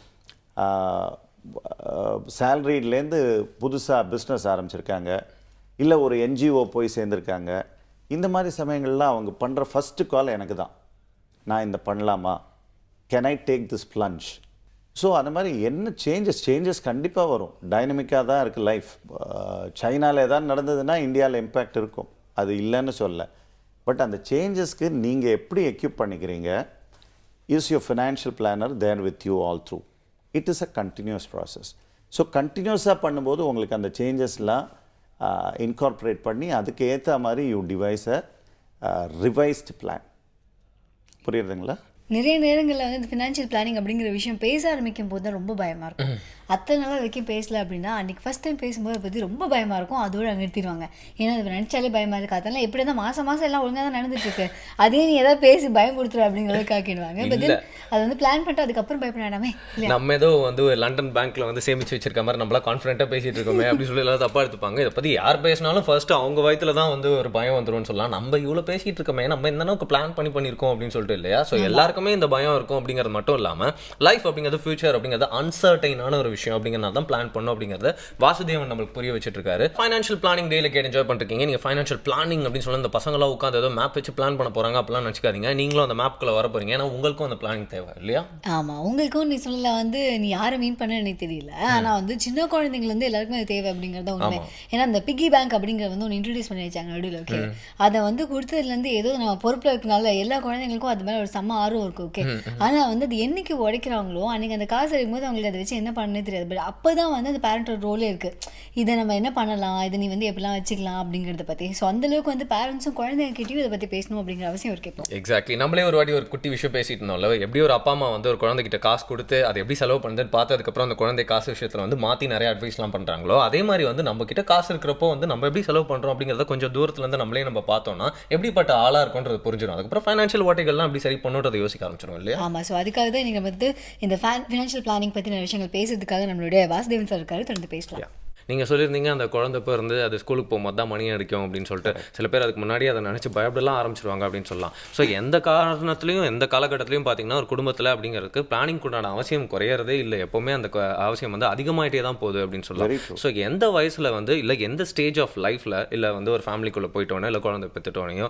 எந்த டைமில் இருந்து அவங்க ஆரம்பிக்கணும் இல்லை இதுக்கு முன்னாடியே ஆரம்பிச்சிருக்கணும்னு நினைக்கிறீங்களா? அவங்களோட மைண்ட் செட் அப்போ எப்படி இருக்கணும்னு சொல்லுங்கள். Good question. எந்த டைமில் வந்து ஆரம்பிக்கணும்னு கிடையாது. ஆரம்பிக்கிறவங்க எனக்கு தெரிஞ்சு என்னோட எக்ஸ்பீரியன்ஸில் அந்த 30லேருந்து 40 வயசு இருக்குது பார்த்தீங்களா, கல்யாணம் ஆகிட்டு அப்போ தான் குழந்தைங்க பிறக்கிறாங்க, குழந்தைங்க ஸ்கூல் போகிறாங்க. அந்த சமயத்தில் ஆட்டோமேட்டிக்காக வந்து அந்த ஒரு மிட் ஏஜ் கிரைசிஸ் அப்படின்னு சொல்லுவாங்க. அப்போ அந்த ஒரு பயம் வருது அவங்களுக்கு, ஒரு ரெஸ்பான்சிபிலிட்டி அதிகமாகுது. இன்ஃபேக்ட் கல்யாணத்துக்கு முன்னாடி பைக்கை ஸ்பீடாக ஓட்டியிருந்தா கூட கல்யாணத்துக்கு அப்புறம் ஆட்டோமேட்டிக்காக ஸ்லோ பண்ணிடுறாங்க. நல்ல எக்ஸாம்பிள். ஸோ இது ப்ராக்டிக்கல் நடக்கிறது. அவங்கள உணராமல் நடக்கக்கூடிய சில சேஞ்சஸ் இது. அந்த சமயத்தில் தான் அவங்களுக்கு ஃபினான்ஷியல் பிளானிங்னு ஆரம்பிக்கிறது. முன்னாடியிலேருந்தே நீங்கள் இன்வெஸ்ட்மெண்ட் பண்ணின்னு வரலாம், அது தப்பு கிடையாது. நீங்கள் என்னைக்கு சம்பாதிக்கிறீங்களோ அன்னிலேருந்து ஒரு தொகையை நீங்கள் வந்து சேமிக்கணும், இன்வெஸ்ட் பண்ணணும், அது கண்டிப்பாக. பட் ஃபினான்ஷியல் பிளானிங் அது எப்போ வந்து ரொம்ப சிக்னிஃபிகன்ஸ் எடுக்கிறது, எந்த டைமில் அதை கரெக்டாக பண்ணோன்னு பார்த்தீங்கன்னா when you have around the 30 to 35 mark, அப்போ தான் கரெக்டான age. That is right time. Okay, so நீங்கள் இப்படி சொல்கிறப்ப எனக்கு ஒரு சின்ன டவுட் வருது சார். அன்எக்ஸ்பெக்டடாக தான் நிறைய செலவுகள்லாம் வரும் பொதுவான லைஃப்பில் எல்லாருக்குமே அப்படின்னு சொல்லலாம். நிறைய ஃபேமிலியில் வந்து பார்த்திங்கன்னா அவங்களோட பிளான்லாம் வந்து ரொம்ப ஸ்மூத்தாக நல்லா போயிட்டுருக்கும். பட் அன்எக்ஸ்பெக்டடாக ஒரு பெரிய விஷயம் நடக்கிறதுனால அதை நான் பேடான விஷயங்கள் மட்டும் சொல்ல, டக்குன்னு ஒரு குழந்தைக்கு ஸ்கூலில் டொனேஷனே அதிகமாக கேட்டுட்டாங்கன்னு கூட வச்சுக்கோங்க. அதுலேருந்து பார்த்தீங்கன்னா அவங்க கொஞ்சம் டம்பிள் ஆயிடுவாங்க அப்படின்னு சொல்லலாம். அந்த மாதிரி இருக்கிறப்போ ஒரு குட்டி ஸ்பீட் பிரேக்கர் வந்துச்சுன்னா அதுக்கப்புறமும் திருப்பி நம்மளை வந்து புட் டுகெதர் பண்ணிக்க முடியுமா? நாம் என்ன தான் பிளான் பண்ணாலும் He has a different plan. God always has a different plan. But நான் நம்புறது என்னன்னா, in God's plan everything will be good for you. எது நடந்தாலும் அது நல்லதுக்கு நடக்கிறது. பட் ஃபினான்ஷியலி ஒரு பெரிய அன்எக்ஸ்பெக்டட் ஈவெண்ட் நடக்கிறது. ஃபார் இன்ஸ்டன்ஸ் நீங்கள் ஆஸ் அ பிளானர் முடிஞ்ச அளவுக்கு எந்தெந்த ஈவெண்ட்ஸ் இருக்கோ அதெல்லாம் எங்களோட எக்ஸ்பீரியன்ஸ் மூலமாக we try to forecast. இப்போ உதாரணத்துக்கு எந்த மாதிரி ஃபண்ட்ஸ் க்ரியேட் பண்ணுறோன்னு பார்த்தீங்கன்னா, எமர்ஜென்சி ஃபண்டு சொன்னேன், பசங்க படிப்பு அதெல்லாம் சொல்லியிருக்கேன். Last rites funds. எங்கள் பேரண்ட்ஸ் இருக்காங்க, ஏஜ்டு பேரண்ட்ஸ், அவங்க எப்போ வேணாலும் காலமாகலாம். அப்படி ஒன்றும் இல்லை. இன்றைக்கி ஒரு ஹிந்து ஃபேமிலி எடுத்துட்டிங்கன்னா அந்த லாஸ்ட் ரைட்ஸ் ஒண்டி அந்த 14 நாள் ஒண்டி செலவுகள் கிட்டத்தட்ட 1 லட்சம் 2 லட்சம் ரூபாய் ஆகும். இதை பற்றி யாரும் யோசிக்க மாட்டாங்க, அவ்வளோவா யோசிக்க மாட்டாங்க. பட் இதுக்கும் சேர்த்து பிளான் பண்ணுறது தான் financial planning. In our experience, we try to find what are the different needs. அதுக்கேற்ற மாதிரி ஒவ்வொரு பாக்கெட்ஸ் க்ரியேட் பண்ணி ஒவ்வொரு இன்வெஸ்ட்மெண்ட் பண்ணுறோம்.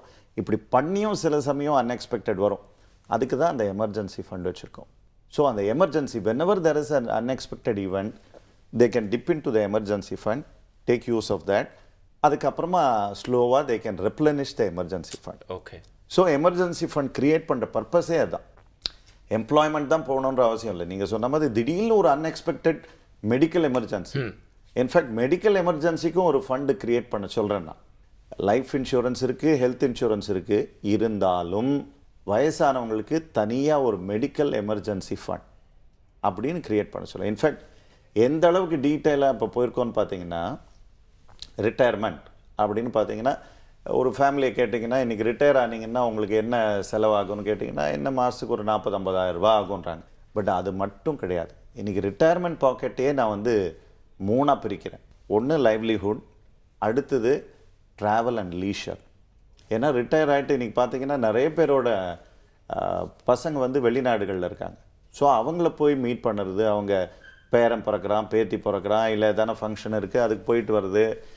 ப்ளஸ் இவங்களே வந்து ரிட்டையர் ஆகிட்டு என் வீட்டில் உட்காரணும், எங்கேஜ்டாக இருக்கும், எங்கேஜாக இருக்கும்.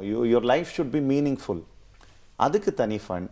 அதுக்கப்புறம் மெடிக்கல் எமர்ஜென்சி, அதுக்கு தனி ஃபண்ட். இந்த மாதிரி தனித்தனியாக நான் முதலே சொன்ன மாதிரி ஏன் இன்வெஸ்ட் பண்ணுறோம், எதுக்காக இன்வெஸ்ட் பண்ணுறோம், எவ்வளோ தேவை, இதெல்லாம் கூடியமான மட்டும். Uncertainty, life is full of uncertainty. நீங்கள் சொன்ன மாதிரி நிறைய சேலஞ்சஸ் வரும். அந்த சேலஞ்சஸ் வரும்போது அவங்க ஒண்டி தனியாக அதை ஃபைட் பண்ணாமல் all that they need to do is give a call to the financial planner. இந்த மாதிரி இருக்குது, நான் what should I do. So கன்சல்டேட்டிவாக they can take a prudent decision. Nice. So நீங்கள் சொல்கிறது பார்த்தா வந்து ஃபினான்ஷியல் பிளானிங் அப்படிங்கிறது ரொம்ப ப்ராக்டிக்கல் விஷயங்களை மட்டும் வச்சு செயல்படுத்துறது இல்லை, கொஞ்சம் எமோஷனலாக வரும். சொன்ன மாதிரி பார்த்தீங்கன்னா பின்னாளில் நம்ம எங்கேஜாக இருக்கணும், ட்ராவல் பண்ணணும் அப்படிங்கிற அளவுக்கு திங்க் பண்ணுறதுலே ஃபினான்ஷியல் பிளானிங் வந்து எந்த அளவுக்கு ஒரு முற்போக்கான சிந்தனையாக இருக்கும் அப்படிங்கிறது புரியுது இல்லையா? சீரியஸாக. பட் நம்ம இவ்வளோ பேசும்போது நிறைய பேருக்கு வந்து ஓகே ஃபைன் நம்ம வந்து பிளான் பண்ணணும் அப்படிங்கிற ஒரு ஆசை இது எல்லாத்துக்குமே வந்து இருந்திருக்கலாம். பட் என்ன ஒரு டவுட் அப்படின்னா, எப்போவுமே வந்து ஒரு ஃபேமிலியில் வந்து யாரோ ஒருத்தங்களாவது கொஞ்சம் அந்த என்ன மானிட்டராக நம்ம என்ன பண்ணிட்டு இருக்கோம் அப்படிங்கிற மாதிரி ஒரு ட்ராக் வச்சிருந்தாலே அதுவே பெரிய விஷயமா தான் தோணுது. அட்லீஸ்ட் நீங்கள் வந்து செலவு பண்ணுறதுக்கு முன்னாடி பிளான் பண்ணுறது அப்படி நீங்கள் பண்ணனா கூட அட்லீஸ்ட் என்ன செலவு பண்ணணும் அப்படிங்கிறதுக்கான ட்ராக் இருந்தால் கூட ஓகே நமக்கு வந்து இதான் தேவைப்படுது அப்படிங்கிற ஒரு ஐடியாவாவது கிடைக்கும். Correct. ஸோ வந்து தனியாக பர்சனலாக வந்து ஒருத்தங்க வந்து ஃபினான்ஷியல் பிளானிங் அப்படிங்கிறது பண்ண முடியுமா? அண்ட் அப்படியே வந்து உங்கள் ஃபேமிலியில் இருக்காங்க அப்படின்னா அவங்க அந்த பார்ட்னர்ஸ் அவங்கெல்லாம் சேர்ந்து வந்து இந்த பிளானிங் பண்ண முடியுமா அப்படிங்கிறது என்னுடைய கேள்வி. அதாவது உங்கள் கேள்வியை எப்படி நான் புரிஞ்சுக்கிறேன்னா, தனியாக நான் பிளான் பண்ண முடியுமா, தனியாக ஒரு ஃபேமிலி என்ன பண்ண முடியுன்றது சொல்கிறேன். பட்ஜெட்டிங், கேஷ் ஃப்ளோ, என்ன வரவு என்ன செலவு, எவ்வளோ வருது எவ்வளோ போகிறது. செலவு தான் நிறைய பேருக்கு தெரியாது. இப்போ நிறைய குடும்பங்களில் நான் போய் பேசும்போது உங்கள் சம்பளம் எவ்வளோன்னு கேட்பேன். எக்ஸுன்னு சொல்லுவாங்க. மாதம் எவ்வளோ செலவழிக்கிறீங்கன்னா ஒரு 0.2x 0.4x அப்படின்வாங்க. அப்போ at the end of the year உங்களுக்கு 0.6x உங்களுடைய பேங்க் அக்கௌண்ட்டில் இருக்கான்னு பார்த்தாங்கன்னா ஐயோ ஒன்றுமே இல்லையேன்னுவாங்க. ஏன்? ஸ்பெண்டிங். அவங்க வந்து மாதம் இவ்வளோ தான் செலவாகுதுன்னு நினைக்கிறாங்க. அது வெறும் ப்ரொவிஷன்ஸ், அப்புறம் மற்ற இதர செலவுகள். இதை தவிர நிறைய செலவுகள் அவங்களுக்கு அறியாமல் பண்ணிட்டுருக்காங்க. இப்போ உதாரணத்துக்கு எடுத்துக்கோங்களேன், மொபைல் ஃபோன். ஒரு வீட்டில் 5 பேர் இருக்காங்கன்னா ஒரு வருஷத்துக்கு ஒரு தடவை மொபைல் ஃபோன் மாற்றினாங்கனாலே 1 லட்ச ரூபாய் வெளியில் போயிடுது இல்லையா? இதை தவிர ஒரு ஹாலிடே போயிட்டு வராங்க, ஒரு மேஜர் ஹாலிடே போயிட்டு வந்தாங்கன்னா 75,000 to 1 lakh. வீக்கெண்ட் நம்ம படத்துக்கு போனாலே இப்போ எவ்வளோ ஆகுது பார்த்தீங்களா? கிட்டத்தட்ட 1000 rupees பர் இண்டிவிஜுவல் ஆகிடுது. நீங்கள் படத்துக்கு போயிட்டு சும்மா வர மாட்டீங்க இல்லையா? படத்துக்கு போயிட்டு சாப்பிட்டு வந்தீங்கனாலே இதாகிடுது. இது எல்லாத்தையும் பட்ஜெட்டிங், கேஷ் ஃப்ளோ எப்படி வருதுன்னு முதல்ல ஒரு ஃபினான்ஷியல் பிளானர் அவங்களோட உட்காந்து கேஷ் ஃப்ளோவை ட்ராக் பண்ணிவிட்டு அவங்களையும் மெயின்டைன் பண்ண சொல்லுவாங்க. ஒரு அவேர்னஸ், எங்கே பணம் போகிறதுன்னு தெரியும் போது தான் இந்த செலவு நம்ம பண்ணலாமா வேண்டாமா. They will start questioning each and every expenditure. அது பண்ணும்போது அவங்களுக்கு ஒரு அவேர்னஸ் வருது. So they are able to take meaningful decision. இந்த விஷயத்தை வந்து ஒரு இண்டிவிஜுவல் இல்லை ஃபேமிலி பண்ணலாம். பட் ஃபினான்ஷியல் பிளானிங் நான் சொன்ன அந்த 5 aspect, insurance planning, tax planning, retirement planning, estate planning, இதெல்லாம் பண்ண முடியுமான்னு கேட்டிங்கன்னா அவங்களுக்கு போதியமான நாலேஜ் இருக்காது, போதியமான டைம் இருக்காது. ப்ளஸ் இது தானே நாளைக்கு பார்த்துக்கலாம், ப்ரொக்ராஸ்டினேஷன் விட்டுருவாங்க. இப்போ சில விஷயங்கள் இப்போ பார்த்தீங்கன்னா ஒரு ப்ரொஃபஷனல் உடம்பு முடியலன்னா என்ன பண்ணுவீங்க? டாக்டர் கிட்ட போவோம். அவர் ஒரு ப்ரொஃபஷனல். இல்லை மெடிக்கல் ஷாப்பில் போய் நீங்களே மருந்து வாங்கி சாப்பிடுவீங்களா, இல்லை இன்டர்நெட்டில் போய் நீங்களே? இந்த ரெண்டுமே தப்பு. இப்போ ஒரு ஒரு சிச்சுவேஷன் வந்திருக்கு, ஒரு லீகல் இஷ்யூ வந்திருக்கு. அப்போ என்ன பண்ணுவீங்க? Lawyer. You will consult a lawyer because these are professionals who are experienced in the respective field. அதே மாதிரி தான் financial planar is also a professional who brings experience to you. He adds value to you.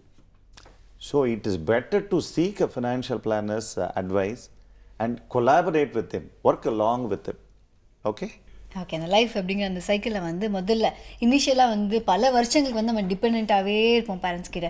And then நடுவில் வந்து ஒரு இந்த independence கிடைச்ச உடனே அந்த மணியை வச்சு என்ன பண்ணுறதுன்னு தெரியாமல் பல ஆட்டங்கள்லாம் போட்டுரும். பட் மறுபடியும் நம்மளக்கிட்ட யாரோ ஒருத்தங்க டிபெண்டாக இருக்காங்க, அதை வந்து லைஃப் நம்ம ஷேர் பண்ண போகிறோம் அப்படிங்கும்போது ஒரு பொறுப்பு வரும் பாரு. அந்த பொறுப்பில் தான் வந்து இந்த முக்கியமான டிசிஷன்லாம் எடுக்க வேண்டிய நேரம். உங்ககிட்ட காசு இருந்தால் மட்டும் நீங்கள் ஈஸியாக வாழ்ந்துட முடியாது. அப்பா அம்மாவோட தயவு எந்த அளவுக்கு தேவையாக இருந்திருக்கு அப்படிங்கிறது வந்து உங்களுக்கு அப்புறம் தான் புரியும். நீங்கள் வந்து பிள்ளைங்களாம் வந்து பாசம் லவ் அதுக்கு மட்டும் அப்பா அம்மா இல்லை, ஆசமாக அவங்க பிளான் பண்ணி நம்மளை வளர்த்துருக்காங்க அப்படிங்கிறது அப்போ தான் புரியும். ஏன்னா காசு நம்ம கிட்ட இருந்தால் வந்து ஒரு ஓட்ட பக்கெட்டில் போட்ட மாதிரி போயிட்டு இருக்கோம் அப்படின்னு சொல்லலாம். ஸோ பிளானிங் அப்படிங்கிறது வந்து நம்மளோட வழியாக இருந்திருக்கு. அதை நடுவில் நம்ம வந்து இந்த குளோபலைசேஷன் மாதிரியான ஒரு வேர்ல்டுக்குள்ளே கன்ஃபியூஸ்ட் வேர்ல்டுக்குள்ளே சிக்கிட்டு விட்டுட்டோம். அதை எப்படி திருப்பி மீட் எடுக்கிறது அப்படிங்கிறத வாசுதேவன் சார் கிட்ட இன்னும் நிறைய கேள்விகள் மூலமாக கேட்க வேண்டியிருக்கு. பொதுவாகவே ஒரு ஃபேமிலின்னு வந்துட்டா இல்லை நம்மளை சார்ந்தவங்க அப்படின்னு வந்துட்டா நம்ம கிட்ட இருக்க காசு வச்சு இல்லை நம்மளால் எவ்வளோ முடியுமோ அதெல்லாம் வச்சு அவங்களை செலவு பண்ணி அவங்களை ஹாப்பியாக வச்சுக்கணும் அப்படிங்கிறது பார்ப்போம். அது ஒன்றும் தப்பு இல்லை. ஆனால் சில ஃபேமிலியிலலாம் பார்த்தீங்கன்னா கொஞ்சம் அகலக்கால் அப்படின்னு சொல்லுவாங்க இல்லையா, அதை வந்து ரொம்ப வைப்பாங்க. இல்லைனா இன்னொருத்தவங்க கூட பார்த்து அவங்கள கம்பேர் பண்ணி அவங்கள மாதிரியே நம்மளும் ஹாப்பியாக இருக்கணும் அப்படிங்கிறதுக்காக ஹாப்பினஸை வந்து சில தேவையில்லாத வேலைலாம் கொடுத்து வாங்கிடுவாங்க. அப்புறம் பின்னால் அதை நினச்சி கஷ்டப்படுறதோட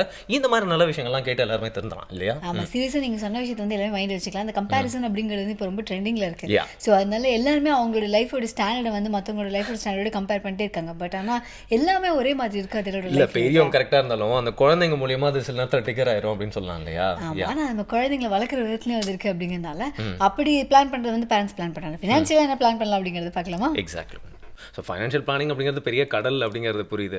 பட் ஆனால் சார் ஒரு ஃபேமிலிக்கு என்னென்ன பெனிஃபிட்ஸ் கிடைக்கும் அப்படின்னு சொல்லுங்கள். ஃபார் எக்ஸாம்பிள் ஒரு ஃபைனான்ஷியலாக well settled family, they have a lot of money. அவங்க வந்து பார்த்தீங்கன்னா ஃபைனான்ஷியல் பிளானிங் பண்ணல. பட் ஒரு middle class family with less amount of savings but கரெக்டாக பிளானிங் பண்ணியிருக்காங்க. ஸோ கம்பேரிட்டிவ்லி அவங்களுக்கும் கம்பேர் பண்ணும்போது இவங்களுக்கு என்ன பெனிஃபிட்ஸ் இருக்குன்னு நினைக்கிறீங்க? அதாவது biggest benefit in financial planning என்னன்னு பார்த்தீங்கன்னா பீஸ் ஆஃப் மைண்ட். அதுதான் நம்ம லைஃப்பில் என்ன வேணும்னு பார்த்தீங்கன்னா பீஸ்ஃபுல்லாக இருக்கணும், ஹாப்பியாக இருக்கணும். எப்போ உங்களுக்கு பீஸ் ஆஃப் மைண்ட் இருக்கும்? when you know that your future is taken care. So irrespective நீங்கள் பணக்காரனாக இருக்கலாம் இல்லை நடுத்தர வர்க்கத்தை சார்ந்தவராக இருக்கலாம், எப்போ உங்களுக்கு அந்த பீஸ் அண்ட் ஒரு ட்ராங்குவிலிட்டி இருக்கும்னு பார்த்தீங்கன்னா when you know that all your future requirements are taken care. இப்போ எனக்கு எதான ஆயிடுச்சுனா கூட என்னோடய family will be protected because I have adequate insurance. எனக்கு வேலை போச்சுன்னா கூட I have emergency fund to support me. என் குழந்தைங்க படிப்புக்கு நான் அழகாக சேர்த்துன்னு வரேன். இந்த விஷயங்கள்லாம் அவங்களுக்கு தெரியும் போது they become a different person. Stress கம்மியாகுது. ஸ்ட்ரெஸ்ஸு கம்மியாச்சுனாலே ஹெல்த் பெட்டராகுது. ஹெல்த் பெட்டராச்சுனாலே லாங்கிவிட்டி பெட்டராகுது. உங்கள் மெடிக்கல் எக்ஸ்பென்சஸ் கம்மியாகுது. You are leading a happy life and you can explore. புது ஹாபி பண்ணலாம். புதுசாக வேறு இந்த வேலை பிடிக்கலையா வேறு வேலைக்கு நீங்கள் தைரியமாக ட்ரை பண்ணலாம். ஸோ அந்த மாதிரி in life you can take meaningful decisions. நான் எல்லா கோல்ஸுக்கும் பணத்தை செட் அசைட் பண்ணிட்டேன், இன்னும் கொஞ்சம் சர்ப்ளஸ் இருக்குது, அப்போ எதனா ஹாபி பர்சியூ பண்ணுங்கள். இல்லை உங்கள் வேலையை சீக்கிரமாக விடுறதுக்கு ஏர்லி ரிட்டையர்மெண்ட். இன்றைக்கி நிறைய பேர் ஏர்லி ரிட்டையர்மெண்ட்டை பற்றி பேசுகிறாங்க. ஏன்னா முன்ன மாதிரி 9 to 5 ஒர்க்லாம் கிடையாது. இப்போது மினிமம் 12 or 14 hours ஒர்க் பண்ணுறாங்க. So they want to retire around 40, 45, 50 இந்த ஏஜஸ்லாம் ரிட்டையர் ஆகிறாங்க. ஸோ ரிட்டையர் ஆகிட்டு என்ன பண்ண போகிறாங்க? வீட்டில் உட்காந்து சும்மா they are not going to watch the grass grow. They need some meaningful occupation. அதுக்கு these kind of planning will give you an insight, will give you a direction. You can take meaningful decisions. Exactly. So நம்ம இவ்வளோ விஷயம் பேசிகிட்டு இருக்கும்போது வந்து பொதுவாக நிறைய பேர் பார்க்குறப்போ இது வந்து ஒரு எலைட்டான ஒரு குரூப்புக்கு தான் போல இருக்குது அப்படின்னு சொல்லிட்டு தவறாக நினச்சிக்கிறதுக்கு நிறையா வாய்ப்பு இருக்குது. ஸோ அதெல்லாம் கிளியர் பண்ணுற மாதிரி ஸோ நம்ம 2 பேருமே வந்து பார்த்திங்கன்னா சென்ட்ரல் ஸ்டேஷனில் மீட் பண்ணுறோம். நான் இனியவோ இன்டர்வியூவில் உங்களை பார்த்துட்டேன். விடக்கூடாது இன்றைக்கி எப்படியாவது ஒரு ஃப்ரீ கன்சல்ட்டிங் வாங்கிட்டு உங்ககிட்ட வந்து நான் முடிவு பண்ணிட்டேன். ஸோ நான் 20,000 ரூபா சம்பாதிக்கிறேன், எனக்கு ஒரே ஒரு குழந்தை, ஒரே ஒரு மனைவி, ஸோ ஒரு குட்டி குடும்பம். ஓகேவா சார்? ஸோ இப்படிப்பட்ட ஒரு நிலைமையில் நான் உங்ககிட்ட ஒரு பிளான் வந்து கேட்டால் என்னால் அதை பண்ண முடியுமா? நீங்கள் என்ன சொல்லுவீங்க எனக்கு?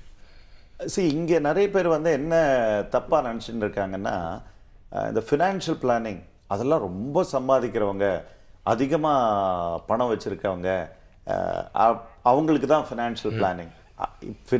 யார் ஃபினான்ஸில் டீல் பண்ணுறாங்களோ அவங்களுக்கு ஃபினான்ஷியல் பிளானிங் வேணும். இப்போ நீங்கள் சொன்ன ப்ரொஃபைல் 20,000 ரூபாய் தான் சம்பாதிக்கிறார் மாதம், ஆனால் அவருக்கு ஒரு ஃபேமிலி இருக்குது, அவருக்கு ஒரு குழந்தை இருக்குது, அவங்களுக்கு ஃபினான்ஷியல் பிளானிங் தேவையா அப்படின்னா அவங்க வந்து நாளைக்கு குழந்தைய படிப்புக்கு செலவு பண்ணுவாங்க இல்லையா, அவர் தான் இன்கம் பிரெட் வின்னர் அப்படின்னா அவங்களுக்கு அந்த ரிஸ்க் இருக்கு இல்லையா. அதே மாதிரி அவங்களுக்கும் வேலை போகக்கூடிய வாய்ப்பு இருக்குது, அவங்களுக்கு எமர்ஜென்சி ஃபண்டு தேவை இல்லையா. இவங்களும் ஒரு நாள் ரிட்டையர் ஆவாங்க, அவங்க ரிட்டையர்மெண்ட்டுக்கு சேர்க்கணும், ரிட்டையர்மெண்ட்டுக்கு பணம் தேவை இல்லையா? இன்ஃபேக்ட் நீங்கள் இப்போ எங்கள் வீட்டில் வேலை செய்கிற என்னோடய ஸ்டாஃப், என்னோடய டிரைவர், இவங்களுக்கெல்லாம் ஃபினான்ஷியல் பிளானிங் பண்ணியிருக்கேன் நான். நைஸ். ஸோ ஃபினான்ஷியல் பிளானிங் அவ்வளோ முக்கியமான ஒரு விஷயம். ஓகே, இது வந்து சும்மா ஒரு எக்ஸாம்பிளுக்கு தான். I'm not yet married. யா, கல்யாணம் ஆச்சு, குழந்தை இருக்குலாம் சொல்லிட்டாரே பாவம். ஒரு சின்ன வீடு கூட இருக்குன்னு சொன்னீங்களோ சார்? இல்லை சார், ஒரே ஒரு ஒய்ஃப் இருக்குன்னு கதையில சொன்னேன். சரி, நீ சொன்னது பொய்யா இல்லை அப்படிலாம் தெரியாது. ஆனால் பொதுவாக வந்து ஃபினான்ஷியல் பிளானிங் அப்படிங்கிற பற்றி பேசும்போது நிறைய பேருக்கு வந்து அவங்க ஒரு ஆர்வ கோளாறுல கூட, ஏன்னா திடீர்னு ஒரு நாளைக்கு ஒரு ஞான உதயம் வந்து கண்டிப்பாக இதுலேருந்து பண்ணணும் அப்படின்னு நினைப்பாங்க. ஸோ அதுக்கு சரியான ஒரு கைடு இல்லாமல், ஒரு லீடு இல்லாமல் வந்து அவங்க நிறைய தவறுகள் பண்ணுறதுக்கான வாய்ப்புகள் இருக்குது. ஸோ பொதுவாக ஃபினான்ஷியல் பிளானிங் அப்படின்னு வரும்போது என்னென்ன தவறுகள் வந்து ரொம்ப காமனாக நடக்குது, எனக்கு பற்றின மித்ஸ் என்னென்ன இருக்குது அப்படிங்கிறதையும் சொல்லுங்கள். Very good. அதான் ஏற்கனவே ஒரு மித்து உங்களுக்கு இப்போ தான் பஸ் பண்ணேன். இது பணக்காரங்களுக்கு தான், ஏழைகளுக்கு கிடையாது, நடுத்தர வர்க்கத்தில் சேர்ந்தவங்களுக்கு ஃபினான்ஷியல் பிளானிங் பண்ண வேண்டாம் கிடையாதுன்னு நினைக்கிறது ஒரு மித். அதே மாதிரி ஃபினான்ஷியல் பிளானிங், நான் இப்போ தானே சம்பாதிக்கிறேன், எனக்கு எதுக்கு இப்போ பிளான் அப்படின்னு சில பேர் நினைப்பாங்க. என்னோடய ரிட்டையர்மெண்ட் வந்து நான் 60 வயசுக்கு இல்லை 50 வயசுக்கு தான் ரிட்டையர் ஆகிறேன், இப்போ எதுக்கு நான் பிளான் பண்ணோம் அதுக்கு அப்படின்னு நினைப்பாங்க. இந்த மாதிரி ஃபினான்ஷியல் பிளானிங் இப்போ வேண்டாம், நான் வந்து இப்போது கடன் வாங்கியிருக்கேன், வீடு கட்டியிருக்கேன், என்கிட்ட சேர்க்கறதுக்கு அவ்வளோவா பணம் இல்லை, நான் எதுக்கு இப்போ ஃபினான்ஷியல் பிளானிங் பண்ணோம், அப்போ தான் தேவை. கரெக்டாக சொன்னார் வரும். ஸோ அந்த மாதிரி சமயத்தில் தான் நீங்கள் எவ்வளோ கடன் வாங்கலாம். நிறைய பேர் இன்றைக்கி தே ஆர் பைட்டிங் more than they can chew. Loan கொடுக்குறாங்கன்ற காரணத்துக்காக எல்லா விதமான லோன்லையும் எடுத்துடுறாங்க. ஒரு ஃபினான்ஷியல் பிளானர் இருந்தாருன்னா கரெக்டாக உங்களுக்கு கைட் பண்ணுவார். நீங்கள் இந்த அளவுக்கு இஎம்ஐ எடுத்துட்டீங்கன்னா உங்களுக்கு வசதியாக இருக்கும், அதுக்கு மேலே போகும்போது உங்களுக்கு ஸ்ட்ரெஸ்ஃபுல்லாக இருக்கும். ஸோ இந்த மாதிரி விஷயங்கள் ஃபினான்ஷியல் பிளானிங்கை பொறுத்தவரையில் மித்துன்னு பார்த்தீங்கன்னா இதுதான். அடுத்தது ஃபினான்ஷியல் பிளானிங்னா, நான் ஃபினான்ஷியல் பிளானிங் பண்ணிட்டேன்னா என்னுடைய இன்வெஸ்ட்மெண்ட்ஸ்லாம் பல மடங்கு பெருகும். அது ஒரு பெரிய மித்து. எந்த ஒரு ஃபினான்ஷியல் பிளானரும் நான் வந்து உங்களோட இன்வெஸ்ட்மெண்ட்டை டபுள் ஆக்கிடுவேன், ட்ரிபிள் ஆக்கிடுவேன்லாம் சொல்கிறது கிடையாது. உங்கள் ரிஸ்க்கு அப்பிடைட் என்ன, அந்த ரிஸ்க் அப்பிடைட்டுக்கு ஏற்ற மாதிரி அவங்க ப்ராடக்ட்ஸை செலக்ட் பண்ணி உங்களுக்கு ரெக்கமெண்ட் பண்ணுவாங்க. So performance of the product அவங்கக்கிட்ட கிடையாது, it depends on the fund managers. இவங்க பண்ணுறது என்ன, உங்களுக்கு எந்த ரிஸ்க்கு, உங்கள் ரிக்குவயர்மெண்ட் என்ன, அதுக்கு என்ன ப்ரையாரிட்டி, அதுக்கு ஏற்ற மாதிரி அசட் அலோகேஷன் பண்ணி கொடுப்பாங்க. So financial planning is not get rich quick scheme, கண்டிப்பாக கிடையாது. இதில் டபுள் பண்ணுறது, ட்ரிபிள் பண்ணுறது, அது சில பேர் அப்படி நினைக்கிறாங்க, அதுவும் ஃபினான்ஷியல் பிளானிங் கிடையாது. நான் சொன்ன மாதிரி உங்கள் லைஃப்பை மீனிங்ஃபுல்லாக, பீஸ் ஆஃப் மைண்ட் கரெக்டாக சொன்னீங்க, அதுக்கு it is a useful tool financial planning. So இன்றைக்கி வந்து ஃபினான்ஷியல் பிளானிங் அப்படிங்கிறத வந்து ரொம்ப சுவாரஸ்யமாக பேசியிருக்கோன்னு நினைக்கிறேன். எனக்கு தெரிஞ்ச மாதிரி டாபிக் வந்து ரொம்ப சுவாரஸ்யமாக பேசலாம், ரொம்ப கஷ்டம் இல்லையா? ஆமாம், அதனால இப்போ வந்து பிளான் பண்ணணும் அப்படிங்கிறதுக்காகவே எல்லாருமே வந்து சம்பாதிப்பாங்கன்னு நினைக்கிறேன். ஏன்னா அந்தளவுக்கு வந்து ஒரு சேனல் ஓப்பன் பண்ண மாதிரி இருக்கு. ஓகே, இவ்வளோ சேனல்ஸ் இருக்குது, நம்ம வந்து இந்தளவுக்கு அதை வந்து செக்ரிகேட் பண்ணி வைக்கணும் அப்படின்னா நம்ம எந்த அளவுக்கு பிளான் பண்ணலாம் அப்படிங்கிற மாதிரியான ஒரு ஸ்பிரிட் நமக்குள்ள அந்த மாதிரி தான் இருக்குது. எக்ஸாக்ட்லி. இப்போது லவ் என்னதான் உங்களுக்கு வாழ்க்கையில் எல்லாருமே கொடுத்தாலும் உங்கள் மேலே சில பேருக்கு ட்ரஸ்ட் வரணும் அப்படின்னா அது உங்களோட ஆக்டிவிட்டீஸ் மூலியமாகவும், உங்களோட ஆட்டிடியூட், உங்களோட பிளானிங் மூலியமாகவும் தான் இருக்கும்னு சொல்லலாம் இல்லையா? Exactly sir. எதாக இருந்தாலும் பிளான் பண்ணி பண்ணணும் அப்படிங்கிறதுக்கு முக்கியமான பிளானிங் ஃபினான்ஷியல் பிளானிங்காக தான் இருக்கும். எக்ஸாக்ட்லி. எவ்வளோ விஷயத்துக்கு பிளான் பண்ணிட்டு இருக்கோம், முக்கியமான விஷயத்துக்கு ஏன் பிளான் பண்ணோம், அண்ட் லைஃப் வந்து இந்த பிளான் பண்ணிக்கிட்டே இந்த அளவுக்கு ஒரு பீஸ்ஃபுல்லான விஷயமா இருக்கும் அப்படிங்கிறத வந்து எங்களுக்கு புரியுற மாதிரி காலையிலேயே காசை பற்றி பேசினாலும் மாசா பேசுனீங்க sir. Thank you very much. Thank you so much. ரொம்ப நன்றி. My pleasure. அடுத்த நம்மளோட இன்ஃபர்மேஷனுக்கு என்ன வச்சிருக்கேன் நீ? இன்ஃபர்மேஷனுக்கு வந்து smartaboutmoney.org அப்படிங்கிற ஒரு வெப்சைட் தான். இவர் வந்து பார்த்தீங்கன்னா ஒரு ஆன்லைன் ஃபைனான்ஷியல் பிளானர் மாதிரியே வச்சுக்கலாம் அப்படின்னு வச்சுக்கோங்களேன். இப்போ நம்ம வாசுதேவன் சார் இருக்காரு, நிறைய விஷயங்கள் சொன்னார். பட் அவர்கிட்ட நம்ம கேட்காத கொஸ்டின்ஸ், அவர் நம்மளுக்கு சொல்லாத விஷயங்கள்லாம் கூட இந்த வெப்சைட்ல இருக்கிறதுக்கு நிறைய வாய்ப்பு இருக்கு அப்படின்னு சொல்லலாம். 5 reasons you need an emergency fund and how to create one அப்படின்னு சொல்லிட்டு. இது வந்து பாத்தீங்கன்னா லைஃப்ல எல்லாருக்குமே வந்து ரொம்ப லெத்தாஜிக்கா அப்படியே சீட்டட் பேக்கா எல்லா பிரச்சனையும் வரதில்லை, உடனே சால்வ் பண்ணணும் அப்படிங்கிறது தான் எல்லாரோட ஆசையும். ஏன்னா எல்லாரோட பிரச்சனையும் வந்து அப்படிதான் இருக்கு அப்படின்னு சொல்லலாம். ஸோ அப்படி இன்ஸ்டன்ட்டா நம்மளுக்கு லைஃப்ல ஒரு டர்ன் அவுட் ஏற்படணும் அப்படின்னா நம்ம அதுக்கு ஒரு கமிட்டடான பிளான்குள்ள போகணும் அப்படின்னா இந்த மாதிரி smartaboutmoney.org அப்படிங்கிற வெப்சைட் மாதிரியான ஒரு சூப்பரான வெப்சைட்டை போய் நீங்க கன்சல்ட் பண்ணலாம். இந்த காலையில் எப்படி மணியை பற்றி நாங்கள் பேசினா கூட இருந்தாலும் உங்கள் லைஃப்பில் வந்தது எந்த அளவுக்கு இம்பார்ட்டன்ட் அப்படிங்கிறது உங்களுக்கும் தெரிஞ்சிருக்கும். ஸோ இந்த நாங்கள் பண்ண ஷோ வந்து உங்களுக்கு எந்த அளவுக்கு ஹெல்ப்ஃபுல்லாக இருந்தது அப்படிங்கிறதுக்கான ஃபீட்பேக்கை வருண் சொல்கிற அந்த மெயில் ஐடி கொஞ்சம் அனுப்பிச்சுட்ருக்கேன். ஆமாம், feedback@pudiyugam.tv அப்படிங்கிற மெயில் ஐடிக்கு நீங்கள் மணி ஆர்டர் இந்த மணியை பற்றி நாங்கள் பேசணும் இல்லையா, அதை பற்றி உங்களோட கருத்துக்கள் என்ன அப்படிங்கிறத அனுப்பலாம். அது மட்டும் இல்லாமல் இதே மாதிரி வேல்யூபிளான என்ன டாப்பிக்லாம் வந்து காலையில் உங்ககிட்ட நாங்கள் பேசினா ரொம்ப நல்லாயிருக்கும் அப்படிங்கிற கருத்தையும் நீங்கள் ரொம்ப ஹானஸ்ட்டாக அனுப்பலாம். ஆமாம், இன்டெரக்டாக ஒரு மணி ஆர்டர் வேறு கேட்டிருக்காரு, அது உங்கள் இஷ்டம். அது தவிர வந்து இன்னும் 2 ஆப்ஷன் இருக்கு. ஒன்று வந்து கீழே டிஸ்பிளே இருக்க டோல் ஃப்ரீ நம்பருக்கு நீங்கள் கால் பண்ணி எங்களுக்கு வந்து உங்களுடைய ஃபீட்பேக் தரலாம், அல்லது கீழே டிஸ்பிளே இருக்க அட்ரஸ்க்கு கைப்பட கடிதம் எழுதி அனுப்பலாமே. ஸோ சூப்பரான ஒரு டாப்பிக்கோட நாளைக்கு வந்து நாங்கள் வேறு அட்ரஸில், வேறு மைண்ட் செட்டில், வேறு ஆட்டிடியூடோட உங்களை வந்து சந்திக்கிறோம் புதிய FM ஸ்டேஷனில். இது இனி அவை என்று வருண் அண்ட் ஆனந்த்.